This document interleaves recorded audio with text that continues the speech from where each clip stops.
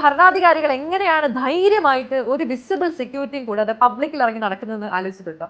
ഇതെന്റെ നേരിട്ടുള്ള എക്സ്പീരിയൻസ് ആണ്. ദുബായ് ലവ് ലേക്കിൽ ഫോട്ടോസ് എടുക്കുന്നതിനിടയിൽ ഒരു ഡിഫൻഡർ വരുന്നത് കണ്ട് കൗതുകത്തോടെ നോക്കിയതാണ്. നമ്പർ പ്ലേറ്റ് 1 എന്ന് കണ്ടപ്പോൾ ശരിക്കും ആരായിരിക്കും സംശയം തോന്നി ഓടി അടുത്ത് ചെല്ലുന്നു. ആളുകൾ കൂടുന്നു, വീഡിയോ എടുക്കുന്നു. ഇതൊക്കെ ചെയ്യുമ്പോൾ വല്ലാത്തൊരു അമ്പരപ്പായിരുന്നു. യുഎഇയുടെ പ്രൈം മിനിസ്റ്ററായ Sheikh Mohammed bin Rashid Al മക്തുമാണ് അത്രയും തിരക്കുള്ള ഒരു ടൂറിസ്റ്റ് ഡെസ്റ്റിനേഷനിൽ ആരെയും ബുദ്ധിമുട്ടിക്കാതെ വന്നു പോയി. സോ ഇന്ത്യൻ ലീഡേഴ്സിന്റെ സെക്യൂരിറ്റി സിസ്റ്റം ഒക്കെ കാണുമ്പോൾ ഇവിടെ എങ്ങനെ ഇത് പോസിബിൾ ആവുന്നുള്ളൊരു ക്യൂരിയോസിറ്റി ഉണ്ടാവുന്നുണ്ട്. സത്യം പറഞ്ഞാൽ ദുബായ് പോലുള്ളൊരു സ്ഥലത്ത് ഇത് വർഷങ്ങളായിട്ട് ബിൽഡ് ചെയ്തെടുത്ത ഒരു സ്ട്രക്ചേർഡ് സിസ്റ്റമാണ്.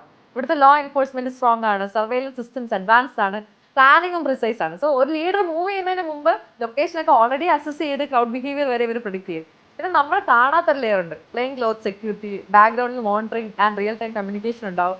സോ അതുകൊണ്ട് തന്നെ സെക്യൂരിറ്റി ഉണ്ട്, പക്ഷെ നമ്മൾ അവരെ കാണുന്നില്ല. അപ്പോൾ ഒരു ചോദ്യം വരും, ഇന്ത്യയിൽ എന്തുകൊണ്ട് ഇതില്ല? അതിന് റീസൺ സിമ്പിൾ ആണ്. ഇന്ത്യയിലെ പോപ്പുലേഷൻ വളരെ വലുതാണ്, ക്രൗഡ് അൺപ്രഡിക്റ്റബിൾ ആണ്, പൊളിറ്റിക്കൽ എൻവയോൺമെന്റ് കോംപ്ലക്സ് ആണ്, ഇവിടുത്തെ പോലെയല്ല, ത്രെറ്റ് കൂടുതലാണ്. സോ അതുകൊണ്ട് സെക്യൂരിറ്റി വിസിബിൾ ആയിരിക്കേണ്ടത് അവിടെ അത്യാവശ്യമാണ്. ഇന്ത്യയിലെ സെക്യൂരിറ്റി നമുക്ക് കാണാൻ പറ്റും, പക്ഷെ ഇവിടെ സെക്യൂരിറ്റി നമുക്ക് ഫീൽ ചെയ്യും. അതാണ് ഞാൻ ശരിക്കും അനുഭവിച്ചത്.